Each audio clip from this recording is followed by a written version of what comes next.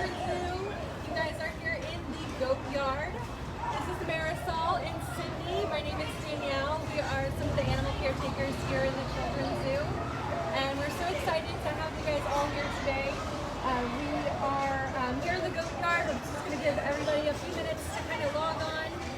You notice we've got lots of goats walking around, and we are so excited to let you all know that the goat yard starting Friday, April 1st, is going to be open 7 days a week.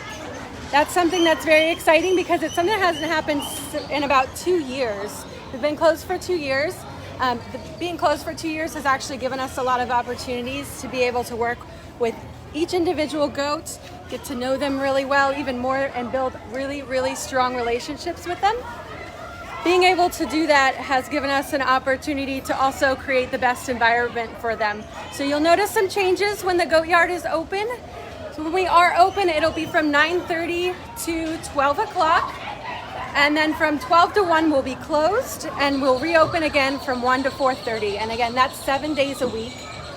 We feel like that hour in between gives the goats an opportunity to get some rest, to take some time to themselves. And then when you guys come over to see them at 1 o'clock, they are just as excited to see you as you are to see them.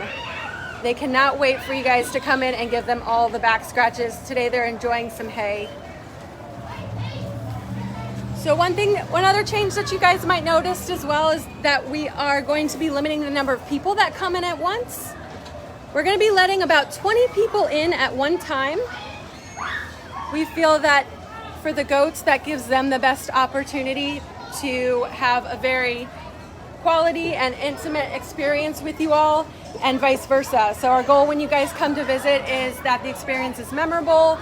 You guys get lots of time with our cute goats. And we feel like that'll give an opportunity for you and them.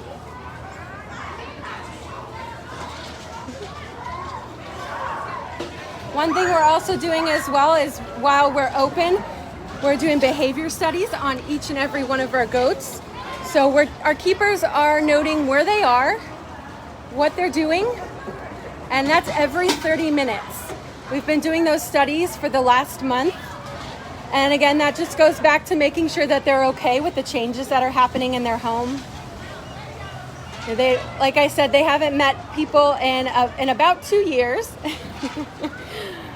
but they seem to be okay with it. That's actually one of our newer goats that we have here. So one thing you guys will notice is you will see quite a few new faces when you come into the goat yard, and Marisol is going to tell you all about them. Yes, so we have 3 baby Nubians that have just joined us. We have the one in black. Her name is Raven. And then next to her, that is Simone. Hi, Simone. And then finally have Mr. Neville. He is off in the black and white over there playing with some enrichment. So those are our new Nubians. We also have a couple other Nigerian dwarfs that are scattered around here. You can see this one in the white. His name is Sprout. And then we have Miss Daisy walking up over there. Let's see. Oh, and then Blossom is off in the far corner just being a loner. These guys have not seen an open contact area, so we are very excited to have them here. In fact, Neville and, Raven and Simone are actually turning 1 year old on April the 9th, so we'll be celebrating their birthday. And they have arrived just in time for the reopening of the contact area, and also just in time for the zoo's centennial birthday bash, which will be happening on April 30th. The birthday celebration is included with general admission and free to zoo members, so get your tickets. Just a couple fun facts. We have a couple other birthdays coming up just about that time. We have Bailey right here in the white and brown, and Raisin Bran, who has his butt in the air right now. They will be turning 9 years old on April the 26th as well. So lots of celebrating happening in April. So their life spans a range of 10 to 15 years, and that depends on the goat breed. We have a variety of different goat breeds in the contact area. We have African pygmy goat, we have alpine goats, which are what our newest goats are. We also have a Nigerian dwarf goats, and let's see, we have one Sazan, that is Elsa, she's our white goat back there. And these goats are incredibly smart and very food motivated creatures, which makes them perfect for teaching behaviors. For that reason, we are actually able to train most of our goats to participate in their daily husbandry and medical procedures. In fact, both Raisin Bran Belle and our pygmy goat Belle participated in a voluntary shot or injection just yesterday, and they did an amazing job. Our goats know a variety of behaviors that can range from just responding to their name when they're called to getting a voluntary blood draw. And they also knew things like how to walk up to the clinic on a leash and how to offer their hooves for trims, or just hold very, very still for any occasion we might need it.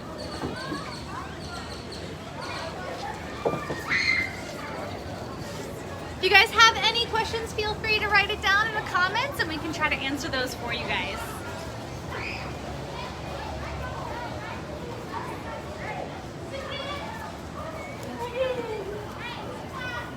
I don't know if you're able to see, but our goats have rectangular pupils, and that is actually because they are prey animals, so they need to be able to see any dangers coming from miles away, so that allows them to actually see about 320 to 340 degrees.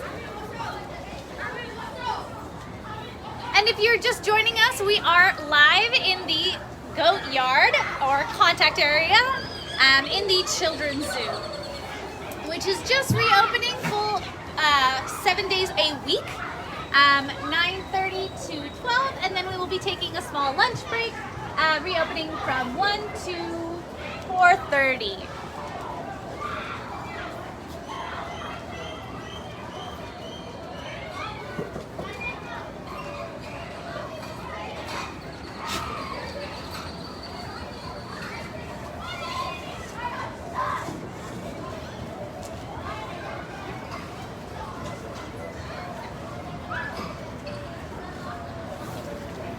If you've just noticed our goats going crazy for some enrichment. So enrichment is just things that we bring out to help stimulate their mind, or things like that can be sensory, smell, touch, sound. We also do a lot of training on a daily basis. Our animals actually have a minimum of 1 trainer per goat. So training also helps stimulate them, keep them active, keeps their mind going. And so that's kind of some of the things that they're playing with right now, is we put either food enrichment or other things in toys to kind of help stimulate natural activities like grazing and things like that.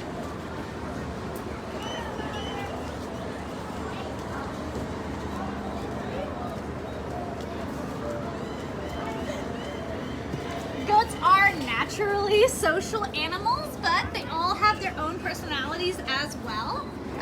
For example, we obviously see these guys loving and interacting with each other, but we also have some that tend to be some loners too. So we have a couple goats back here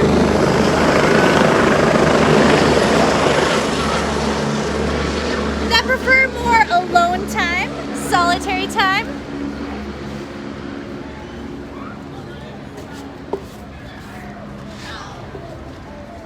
We do have a variety of different areas in the goat yard that will allow them to do this if they want to. If they want to go off and have some time by themselves, we have some goat-only areas. And when they're ready, they come right back out, ready for touching and petting and all of the fun things.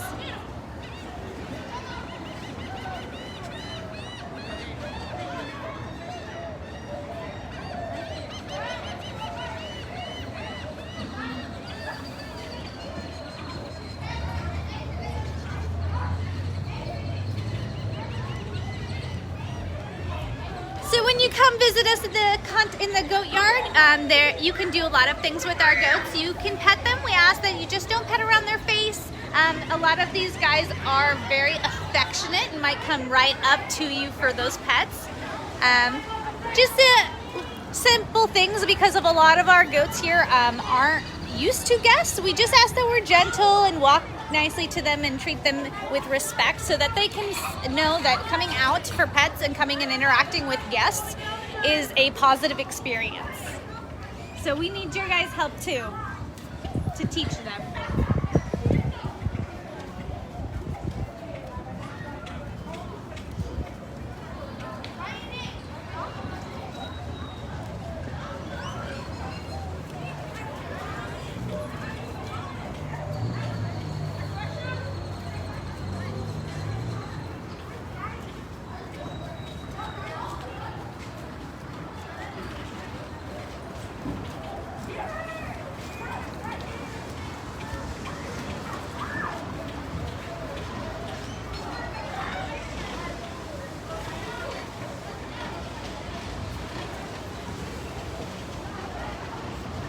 I do have a variety of goats in here that I personally work with, and my favorite things to work with them would have to be their hold behavior. So that's just me asking them to stand as perfectly still as possible, and it is very, very cute to see, because sometimes they will even stick their tongue out while they're trying to hold as still as possible, and so they'll just flick their tongue out and hold their face as still as possible. It is very adorable to see, and it is actually a behavior that works perfectly with a lot of other behaviors. So like I was saying earlier, we take our goats for walks, and that's to acclimate them for that kind of like environment. If we ever have to take them up to the clinic, we have an in-house clinic behind the scenes, so we get them used to being in a collar and things like that. So I use my hold behavior to allow me to put that collar on them very gently, and having them hold perfectly still just for that.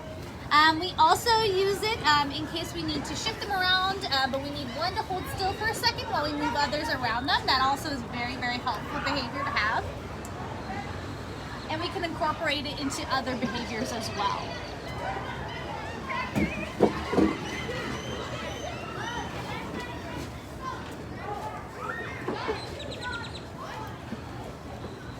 So if you're wondering which of all of these fantastic goats is my favorite, that is a very, very hard question. They all, like I said, have their personalities, so they are all their own individual. But if I had to choose, I would probably have to say Miss Belle, which is actually hiding from all of us right now. Let's see if we can get her to come out.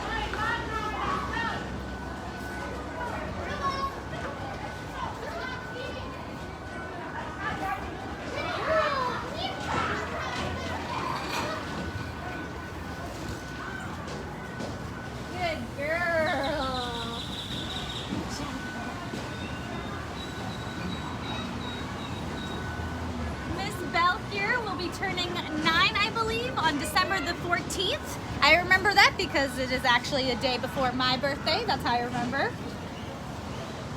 And because she was born in December, that's actually kind of how she gets her name. She was born with her brother Jingle, so it was Jingle and Belle.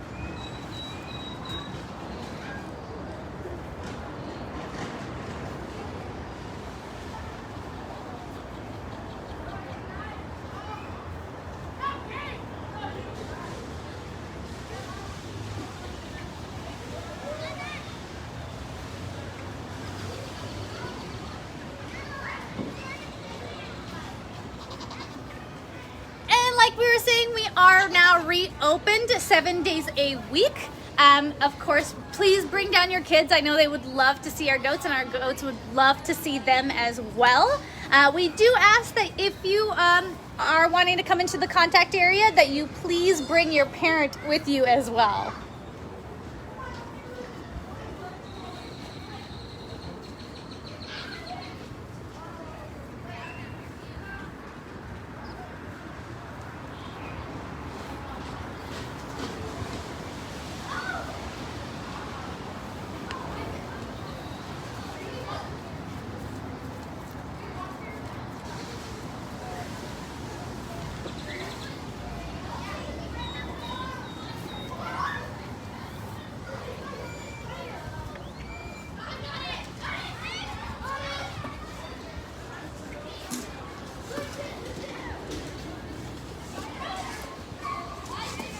you so much for tuning in, and join us again next week, next Wednesday on our next Facebook Live.